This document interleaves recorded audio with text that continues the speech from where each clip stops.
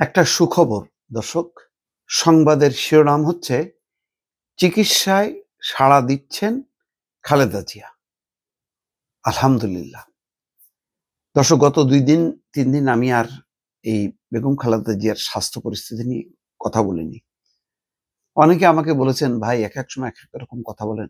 আমি বলার চেষ্টা করেছি, উনার এখন যা বয়স, উনার অসুস্থতার যেই প্রকৃতি, নানা রকমের জটিলতা, তাতে উনি ধারাবাহিকভাবে ভালো থাকবেন এটা মনে করার কারণ নেই।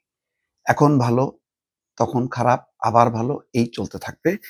এটাই হচ্ছে শেষ বয়সে এইগুলো চলতে থাকে। আমরাও যারা ৫০ পেরিয়ে ৫৫-৬০ চলে আসছি, তাদেরও কিন্তু অনেক রকম জটিলতা। দেখেন, প্রত্যেকটা বয়স্ক মানুষের একাধিক রোগ। সেইগুলো যদি আরো বয়স বাড়তে থাকে, এগুলি আরো জটিলতা বাড়তে থাকে। তো সেই কারণে আমি আর গত ৩-৪ দিনে আর কিছু বলিনি। কিন্তু আমি না বললেও মেডিকেল বোর্ড তো তার কাজ চালায় গেছে এবং তারা দেখছে যে খালেদা জিয়া কখনো কখনো ভালো হয়ে উঠছেন। সর্বশেষ সেই খবরটাই মেডিকেল বোর্ড দিয়েছেন যে তিনি রেসপন্স করছে এবং এই রেসপন্সটা যদি আর ১ দিন ২ দিন অব্যাহত থাকে, তাহলে তাকে বিদেশে নেওয়া হবে। এই হচ্ছে পরিস্থিতি দর্শক।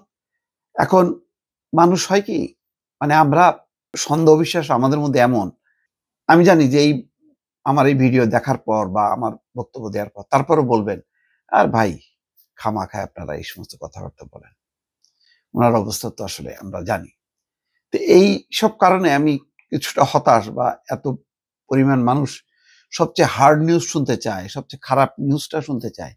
এই কারণে আমি চিন্তা করলাম, ঠিক আছে, আমি ১-২ দিন আহ, বন্ধ রাখি। তো জাহিদ হোসেন উনি জানেন যে সাংবাদিকদের কিভাবে ফেস করতে হচ্ছে কঠিন সময়ে। তিনি বলছেন, মনে রাখতে হবে উনি একজন রোগী, খালেদা জিয়া। ইচ্ছা করলে আমি চিকিৎসক হিসেবে সকল কিছুই আপনাদের কাছে প্রকাশ্যে বলে দেওয়া, এটি মেডিকেল সায়েন্সে কোনো অবস্থায় পারমিট করে না। সত্য কথা। আপনি একজন অসুস্থ মানুষের সমস্ত কিছু বৃত্তান্ত আপনি খোলাসা করে দেবেন, এটা হয়?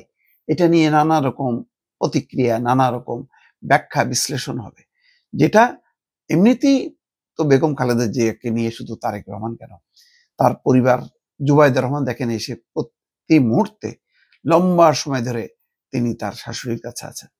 তার পরিবার, তার দল, তার শুভাকাঙ্ক্ষী, শুভানুধ্যায়ী দেশের মানুষ কি পরিমাণ উদ্বেগ উৎকণ্ঠার মধ্যে কাটাচ্ছে। তার মধ্যে যদি এই খুঁটিনাটি সমস্ত কিছু বলতে হয়, তাহলে এটা নিয়ে আরো উঠবে।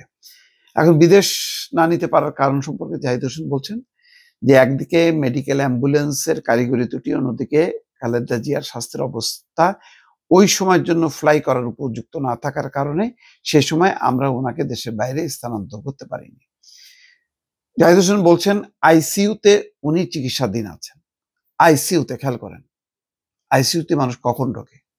মুমূর্ষু অবস্থায়, একদম চরম অবস্থায় আইসিইউতে ঢোকানো হয়। তো উনি সেই অবস্থায় আছেন। একটি সংকটাপন্ন মানুষের জন্য যেটি প্রয়োজন, সেই চিকিৎসার মধ্যেই উনি আছেন।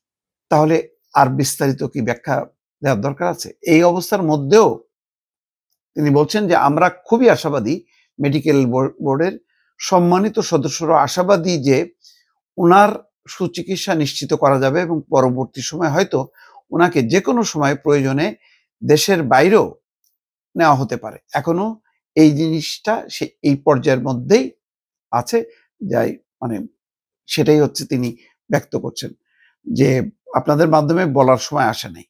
নিশ্চয়ই বলা হবে। এটা কে চাইবে না বেগম খালেদা জিয়ার মানে দ্রুত সুস্থতা হোক। যাই হোক, এখন এই একটা পরিস্থিতি, রাতের বেলায় দর্শক আপনাদেরকে এই খবরটা জানালাম।